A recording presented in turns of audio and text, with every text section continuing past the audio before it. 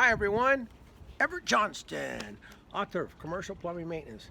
I promote my book each time. Now the title says we're going to talk about this compressor, and we are, but you need to learn a little bit from this book, okay? Best experience of your life. Master plumber, all that good stuff. Anyway, you need an air compressor if you're at home and you're doing larger projects.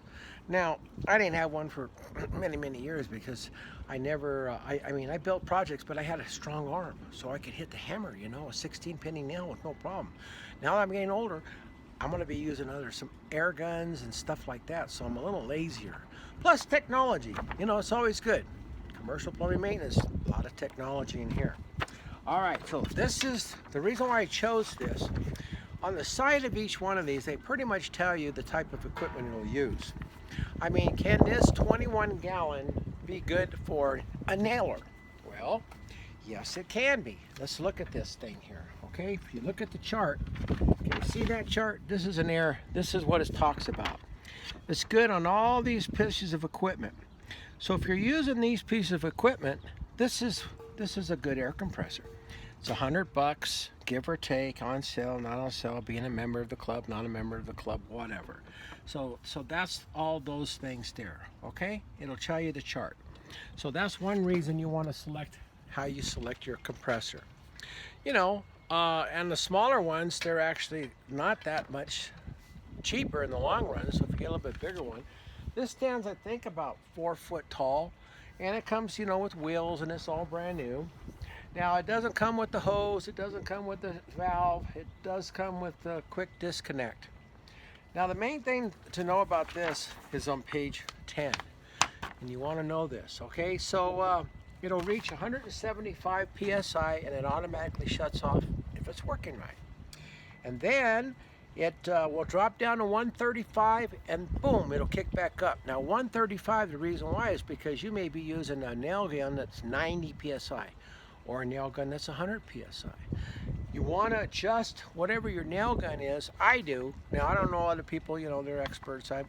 I'll be using this the way the books read. So let's first turn this on and see what we got here. Now I let the pressure out, and then you notice I've got the valve open right now, and it's hooked up to an air gun, but we're going to get to an air gun separately. Right now we're going to talk about the tank. All right, so it's pumping up, and now it should pump up to 175 psi and then shut off. Now down here's a little drain valve. This at the end of the night, you want to drain that down because it collects with moisture in the tank. Now, more professionals, like, or, you know, even hospitals and stuff, they always have filters to take the moisture out. But you know, if you're a painter, this is like professional.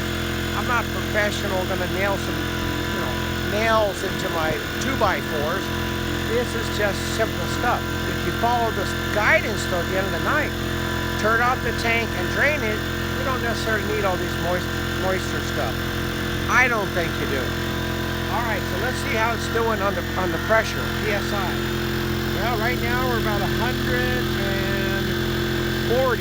and this is with the outgoing. Now I set it to about 100 because my larger nail gun says 100 PSI, and we'll get into that. And I set that right here, see? So you take this knob here, I don't know if you can see it, and you can adjust it up or adjust it down. The only way to know is once you run the nail gun, you gotta let it run the air out. Now I'm gonna stop this, and it should stop pretty close where I had it adjusted, but this is gonna still continue to 175. The other things to look for in this thing is that it has, which you know you're supposed to do every now and then, is take out this little air filter here. You wanna clean that air filter out, and it tells you the instructions how to do that. You want to do that, you want to make sure that you oil the machine, but most of that oil in the machine, from what I understand, goes in like to the gun. Each gun, they say put a drop or two in the hose before you use it. So I'm just kind of waiting to get up to 75, but I don't know if we really need to let's get it up there. You know what? While it's getting up there, we can talk about my book. Isn't that fun? What do we want to talk about? Chemicals. Look at that, chemicals. Whoa, chemicals. You don't want to use chemicals. That's why we call it green. I have a whole chapter there on green techniques and what you're going to change in your whole line of thinking. Change your attitude, change your mindset. You've gone through 30, 40, 50, 100 years of put the chemicals in, put the chemicals in. The book will describe why you don't do that. If you're a professional. Now, I'm writing a book now for homeowners, and there I'm trying to tell them too, don't use chemicals.